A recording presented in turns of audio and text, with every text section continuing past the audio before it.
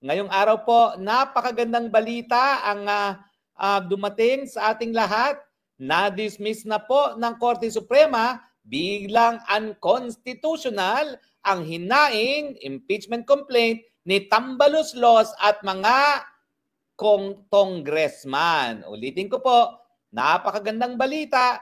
Na-dismiss na po ng Korte Suprema bilang labag sa saligang batas ang impeachment complaint ni Tambaloslos at ng mga congressman. Ang pag-usapan natin, bakit na-dismiss? Well, gaya ng inaasahan po natin, no? Yan ay nadeklara ng ating Korte Suprema na labag sa ating saligang batas dahil ito'y labag sa probisyon na ang lahat ng mga impeachable officers pwede lamang hainan ng isang impeachment complaint kada taon. At gaya na aking sinasabi, paulit-ulit na para silang praka, kapag sinabi mong fourth impeachment complaint, yan ay labag doon sa pinagbabawal na multiple impeachment complaints. Ano ba naman ang mahirap intindihin doon? Now, ang sinasabi ng mga Tambaloslos at congressman, yung tatlong impeachment complaint, hindi namin inaktuhan. Paano sinagot yan ng ating Korte Suprema? Sabi ng Korte Suprema, dahil hindi mo inaktuhan yan, hindi mo rin-refer kay Speaker at hindi na-refer sa Committee on Justice, ibig sabihin, yan ay na-archive, yan ay na-dismiss nung ang Kongreso ay nag-adjourn, sine die, yung pagkakatapos ng 19th Congress. Anong epekto ng pagkaka-dismiss? Well, yan ay na-dismiss. Ibig sabihin, hanggang February 6, 2026 na ang panibagong impeachment complaint na po pwedeng ihain laban sa kay VP Sara. Ulitin ko po, ang sabi ng Korte Suprema, ang epekto ng hindi ginalaw ng Kamara de Representante yung naunang tatlong impeachment complaint, yan ay nagresulta sa pagkakadismiss ng tatlong complaint. Nung ang Kongreso ay nag-recess na hindi siya inaktuhan, hindi man lang na-refer sa House Speaker at sa Committee on Justice ng Kamara. At dahil yung tatlong impeachment complaint na yan ay na-dismiss, natural, labag na doon sa pinagbabawal na mahigit isang impeachment complaint, ang pang-apat na impeachment complaint. So mga kaibigan, there is a God. God is good, God is just. Hindi nila pinayagan ang kagustuhan ng Tambaloslos at ng mga bangag na matanggal ang VP Sara dahil hindi pa po nagsisimula ang boxing, wala na palang boxing dahil palpak ang mga congressman at ang Tambaloslos na umintindi sa ating saligang batas. Pero meron pa pong pangalawang basihan kung bakit na-dismiss yung impeachment complaint na yan. Dahil ang sabi ng Korte Suprema, bagamat may provision na kapag nasuportahan yan ng mahigit 1/3 ng mga miyembro ng Kamara de Representante, hindi po pwede na para siyang Bicol Express. Na palibasa mayroong sapat na lagda ay po pwede nang maihain. Ang sabi ng Korte Suprema, hindi ganun yon. Kinakailangan dahil seryosong impeachment complaints, kinakailangan bigyan ng pagkakataon na madinig ang mga impeachable officer na hinahainan ng impeachment complaint. Bakit? Dahil nga napakaseryoso ng consequence, pantakin mo, pinakamatataas na opisyales, pinatatanggal sa kanilang opisina, dapat madinig sila at every step of the way, including dun sa initiation ng impeachment complaint. Kaya nga, sa saligang batas, merong proseso. Dapat ang speaker i-refer kaagad para sa referral sa pag-include sa order of business. Within X number of days sa order of business, kinakailangan niya ma-refer sa Committee on Justice. Ang Committee on Justice, babasahin yan, titignan muna yung sufficiency of form, kung tama ba yung forma, at titignan kung okay ang forma, kung sufficiency in substance, kung meron ngang laman o meron ngang meet yung reklamo laban sa impeachable officer. At matapos dyan, dadalhin pa sa plenaryo, pagbobotohan. At ang sabi ng Korte Suprema, dahil napakaseryoso nitong impeachment proceedings, dapat mabigyan ng pagkakataon ang lahat ng miyembro ng Kamara na pag-aralan yung mga impeachment articles of impeachment. Hindi lang yan. At titignan din yung mga ebidensya sa kabila at nasa likod ng lahat ng articles of impeachment. bago po ito. Dahil alam niyo naman, isa ako dun sa abogado na nagdulog sa Korte Suprema nung kaso ng Francisco, nung ini-impeach nila si Chief Justice Davide. Ang sinabi doon, ang impeachment ay initiated sa paghain ng isang verified complaint of impeachment at akto ng House. So ang sinasabi ngayon ng Korte Suprema, ang akto ng House na nagresulta sa initiation ng impeachment complaint, yung pagsisimula, dahilan kung bakit bawal na mag-file ng mga panibagong impeachment complaint, ay yung pagkakadismiss ng 3. Kasi nung hindi nila inaktuhan yung 3, ang epekto niyan ay dismissal. At bago rin itong desisyon nito, dahil lininaw ng Korte Suprema, hindi po pwedeng Bicol Express. Kasi ang nangyari din doon sa kaso ni Davide, doon sa Francisco, nag-Bicol Express din sila. Sandali lang po ha. Ako ay may memory lapse, hindi ko alam tuloy. Alam mo, pag tumigil ka magturo, nakakalimutan mo na, no? Pero ang sabi ng Korte Suprema, maski meron ng sapat na lagda,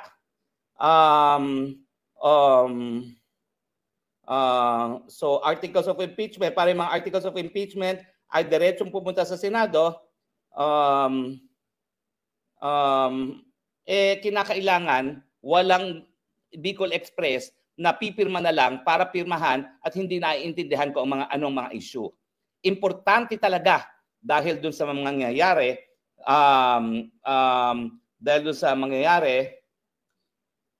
doon sa matatanggal na opisyales na maintindihan ng mga kamera, ng mga miyembro ng kamera kung ano talaga ang dahilan doon sa pagkakatanggal sa isang impeachable officer.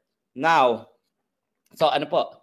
Nasa na ngayon si Tambaloslos at ang mga senatong at saka mga congressman? Wala na po sila. Wala na po sila. Ibig sabihin, mag-aantay sila hanggang, tama po ako, 1/3, hanggang February 6. Kung kailan, 26 ba? February 26 kasi nag-adjourn ang House at saka ang Senate ng February 25. So February 26 pa sila po pwedeng magkain. Tama po yun, yung sinabi ng spokesperson ng Korte Suprema, hindi naman po na-absulto si VP Sara. Pero dahil nakasaad sa saligang batas na bawal ang mahigit isang impeachment complaint kada taon, kailangan sundin yan.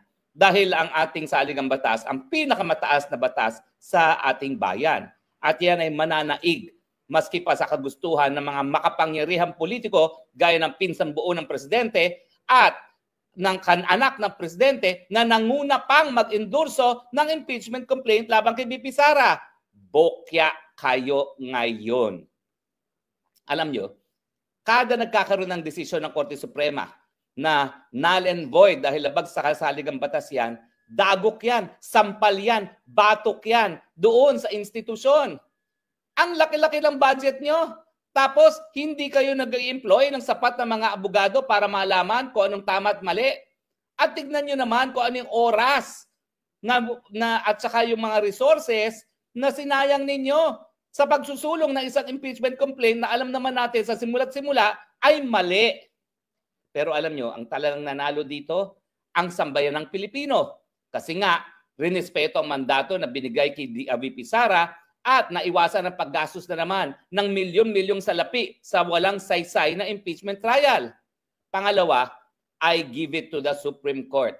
Hallelujah ako sa Supreme Court dahil pinakita niya na kahit yung impeachment complaint na yan ay suportado ng presidente, kahit na ang Kamara ay pinamumunuan ng pinsang buo ng presidente na kaeskwela pa nung sumulat ng decision. Alam niyo po, nagko-contemporaries kami ni Justice Marvic Leonen, ni Tambaloslos at ako. No? Si Tambaloslos technically 1 year behind me. Pero na-delay lang po yan dahil sa EDSA. So actually, mas malapit silang contemporary ni Senior Associate Justice Marvic Leonen. No? Ay nako, hallelujah po talaga. At natutuwa po ako ng aking classmate na Ilocano, genuine Ilocano, si Justice Raul Villanueva, the most junior, sumapi po at nag-concur dito sa decision nito.